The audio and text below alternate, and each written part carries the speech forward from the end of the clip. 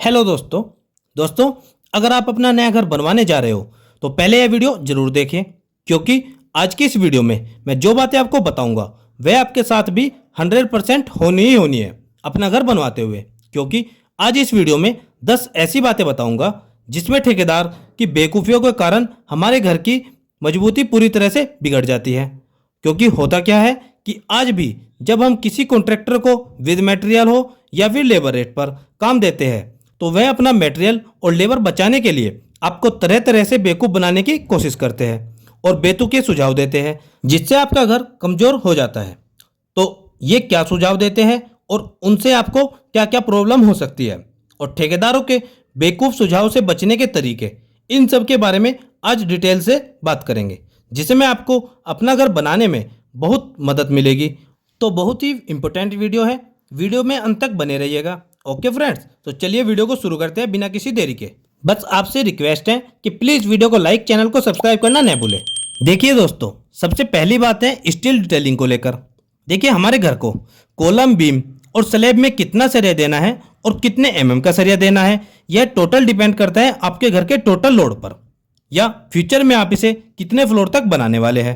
Future provision तक के घर का प्रेजेंट और फ्यूचर का लोड देखकर और अर्थक्वेक को ध्यान में रखकर ही एक स्ट्रक्चरल कंसल्टेंट आपके घर के सभी कॉलम, बीम और स्लैब की स्टील डिजाइन करता है।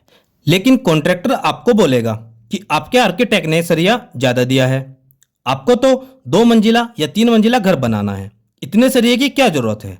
वो कहेगा कि हमने तो आज तक इतना सरिया कहीं यूज़ नहीं किया, बहुत घर बनवाए हैं। यह बात भी सही है, क्योंकि उसने इंजीनियर के साथ कभी काम नहीं किया होगा। इनका कंस्ट्रक्शन कभी भी 16 और 20 एमएम का रहा ही नहीं होगा, और कहीं 16 और 20 एमएम का सरिया होगा तो वह बोलेगा 16 की जगह 12 एमएम का लगा लो और 20 की जगह 16 एमएम का लगा लो, इससे कुछ नहीं होगा।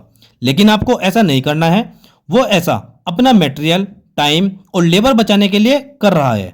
आपके स्ट्रक्चर और कंसल्टेंट ने आपको जो ड्राइंग दी है उसी के अकॉर्डिंग आपको काम कराना है। यह टोटल आपके घर के लोड को देखकर बनाई गई है। अब एक और जरूरी बात दोस्तों, यदि आप अपना नया घर बनवाने जा रहे हैं और आपको 2D या फिर 3D प्लानिंग या 3D फ्रंट एलिवेशन रेडी करवाना है, या किसी भी तरह की कॉलम, बीम, स्लैब, स्टेयरकेस और इलेक्ट्रिकल प्लम्बिंग या फिर स्ट्रक्चरल डिजाइन की ड्राइंग बनवानी है, तो आप हमारे दिए गए इस व्हाट्सएप नंबर पर मैसेज कर सकते हैं।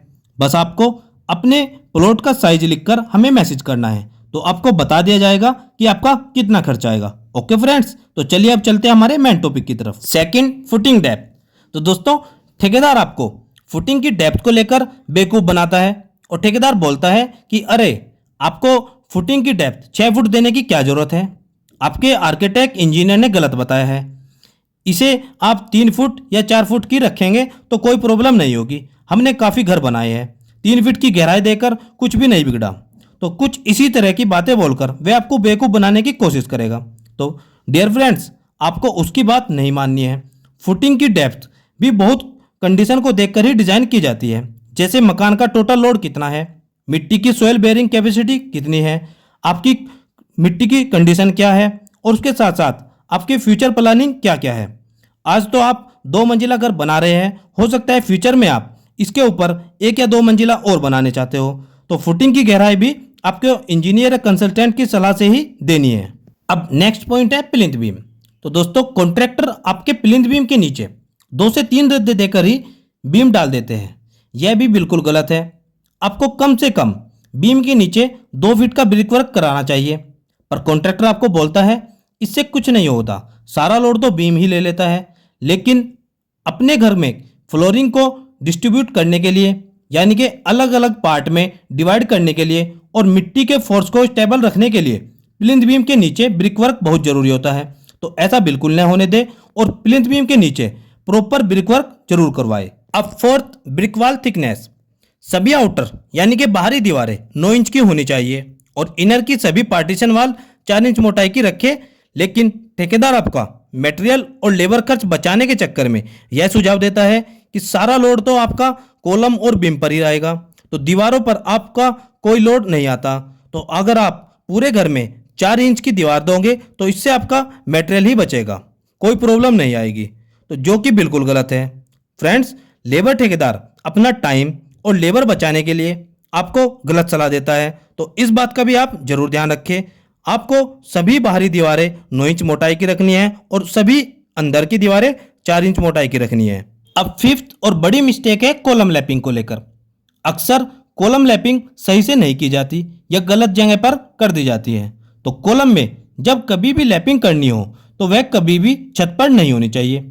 जहां आपका स्लैब और बीम का सरिया आ रहा है तो वहीं पर हम कॉलम लैपिंग भी कर रहे हैं, तो वह गलत है, क्योंकि यहाँ पर बेंडिंग मोमेंट सबसे ज़्यादा रहती है। तो आपको कॉलम लैपिंग स्लैब पर नहीं करनी है। आपको लैपिंग हमेशा फ्लोरिंग और स्लैब के बीच में करनी है। जैसा कि मान लीजिए आपकी स्लैब की हाइट 11 फीट है तो आप लैपिंग करेंगे 5.5 फीट के अंदर। वह भी अल्टरनेट करनी है। पूरी लैपिंग एक ही जगह पर नहीं होनी चाहिए, यह ऊपर नीचे होनी चाहिए, जो कि ठेकेदार टाइम बचाने के लिए ऐसा करता है। और आपको लैपिंग करते समय जोगल भी अवश्य देना है ताकि ऊपर वाले सरिये का लोड नीचे वाला सरिया अच्छे से ले सके और इन फ्यूचर बिल्डिंग में कोई भी प्रॉब्लम न आए। अब 6th पॉइंट है स्लैब थिकनेस। दोस्तों, ठेकेदार कहेगा कि आपकी स्लैब यानी कि छत की थिकनेस 4 इंच भी रखेंगे तो कोई दिक्कत नहीं होती, जो कि बिल्कुल ही गलत है। आपको ऐसा नहीं करना है। हमारा इंडियन स्टैंडर्ड 456 कोड यह कहता है कि अगर आप रेजिडेंशियल पर्पज से छत ढलाई कर रहे हो तो उसकी थिकनेस आपकी 5 इंच से कम नहीं होनी चाहिए। और सेम ऐसे ही यदि आप कॉमर्शियल पर्पज से छत की ढलाई कर रहे हो तो इसकी थिकनेस आपको 6 इंच से कम नहीं रखनी। तो यह एक स्टैंडर्ड है। अगर ठेकेदार कम थिकनेस करने के लिए बोले तो उसको आप साफ साफ मना कर देना है और मिनिमम 5 इंच की स्लैब आपको डलवानी है। तो इस बात का भी आप जरूर ध्यान रखें। अब 7वां पॉइंट आपकी सीढ़ियों के लिए है, जो ज़्यादा मेजर तो नहीं है पर अगर आप करवा लेंगे तो ज़्यादा अच्छा रहेगा। जैसे कि सीढ़ी के नीचे वेट स्लैब वह तो आप कंक्रीट की बनवा लेते हैं पर सीढ़ी आप ब्रिक की बनवा लेते हैं। अगर आप वेट स्लैब के साथ साथ सीढ़ियों को भी कंक्रीट की बनवा लेते हैं तो वह आपके लिए ज़्यादा अच्छा रहेगा। दूसरा, वेट स्लैब पर सिंगल जाल यानी कि सिंगल जाल का सरिया बनवा देते हैं, जो कि गलत है, क्योंकि सीढ़ियों पर चढ़ते और उतरते समय काफ़ी लोड और वाइब्रेशन रहता है। तो सीढ़ी में हमेशा दोनों तरफ L/4 तक की आपको डबल जाल देना चाहिए और आप ठेकेदार को डबल जाल के लिए ही बोले, बेवकूफ़ न बने। तो फ्रेंड्स, एक और बात का ध्यान रखना है कि सीढ़ियों में 12 mm से डाया का कम डाया का सरिया यूज न करें। आपको कम से कम 12 mm का डाया का सरिया ही यूज करना है सीढ़ियों के लिए। तो इस बात का भी आप जरूर ध्यान रखें। अब 8वां पॉइंट है कवर ब्लॉक, जो कि बहुत ही इंपॉर्टेंट है घर की मजबूती के लिए। अक्सर कर आपने अपने घरों में सरिये को ऐसे बाहर निकलकर जंग खाया हुआ देखा होगा। इसका क्या कारण है? इसका मेन रीजन है कवर ब्लॉक का सही तरह से यूज नहीं किया जाना। अगर आप कॉलम, बीम, स्लैब में प्रॉपर कवर ब्लॉक नहीं देंगे तो इससे आपका आरसीसी मेंबर कमजोर होगा। इट मीन्स इससे आपका घर कमजोर होगा, क्योंकि ऐसे में बाहर निकला हुआ सरिया जंग पकड़कर खराब हो जाता है और घर की मजबूती को कम करता है। सभी कॉलम, बीम और स्लैब में प्रॉपर स्टैंडर्ड के कवर ब्लॉक लगाए ताकि सभी जगह कवर थिकनेस प्रॉपर मिले। पर कॉन्ट्रैक्टर आपसे कहता है कि कवर ब्लॉक से कुछ नहीं होता और कॉन्ट्रैक्टर अपना ज़्यादा दिमाग लगाकर कवर ब्लॉक की जगह पर ईंटों के टुकड़े फंसा देता है, जो कि बिल्कुल ही गलत है। तो इसलिए आप कवर ब्लॉक का प्रॉपर ध्यान रखें और मार्केट से कवर ब्लॉक परचेज करके जरूर लगवाए, जो कि आपको बहुत ज़्यादा महंगे नहीं पड़ते। इस बात का भी आप जरूर ध्यान रखें। अब नेक्स्ट पॉइंट है डाउन बीम या स्लैब बीम। दोस्तों, कॉन्ट्रैक्टर आपको बोलते हैं कि आपको लटक बीम देने की क्या जरूरत है, पूरे घर में हिडन बीम दे देते हैं। कॉन्ट्रैक्टर अक्सर ऐसा लटक बीम को अवॉइड करते हैं क्योंकि इसमें उनकी लेबर और शटरिंग ज़्यादा लगती है। इसलिए पूरा घर हिडन बीम में न बनवाए, लटक बीम आप अवश्य दें। और अगर ज़्यादा बड़ा स्पान है तो लटक बीम देना वहाँ पर अनिवार्य होता है। तो ठेकेदार की बातों में न आए और आप प्रॉपर इंजीनियर या आर्किटेक्ट की सलाह से ही घर में ज़रूरत के अनुसार ही लटक बीम का प्रयोग करें। 10th और लास्ट है सबसे बड़ा स्कैम एक्स्ट्रा, जो कि सभी कॉन्ट्रैक्टर करने की कोशिश करते हैं। वो क्या है? वह आपको एक्स्ट्रा छज्जा या बालकोनी बढ़ाने की सलाह देते हैं। क्योंकि देखिए, अगर आपका रेट 1500 से 1700 रुपये पर स्क्वायर फीट है या जो कुछ भी है आपने तय कर रखा है, उसके हिसाब से ही कॉन्ट्रैक्टर का अमाउंट बढ़ जाएगा। तो इसलिए वो ऐसा करने की सलाह देते हैं। तो फ्रेंड्स, आप कॉन्ट्रैक्टर की बातों में ना आए और ज़रूरत न हो तो आप अपना बालकोनी या छज्जा 3 फीट से ज़्यादा न बढ़ाए।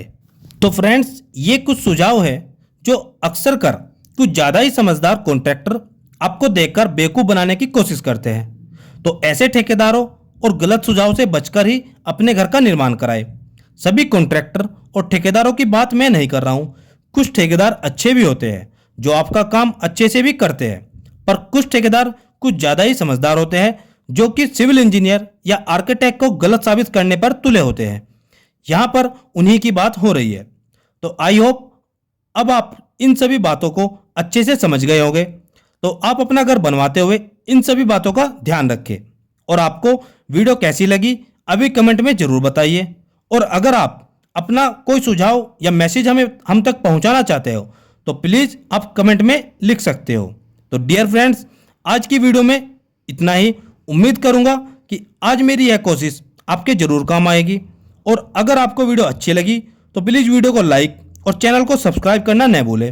और मेरी आने वाली और भी अच्छी अच्छी वीडियो की नोटिफिकेशन के लिए बेल आइकन को प्रेस करना भी न भूलें। मिलते हैं दोस्तों एक और नई वीडियो में, एक और नए वीडियो लेक्चर के साथ। तब तक दोस्तों आप सबको मेरा नमस्कार।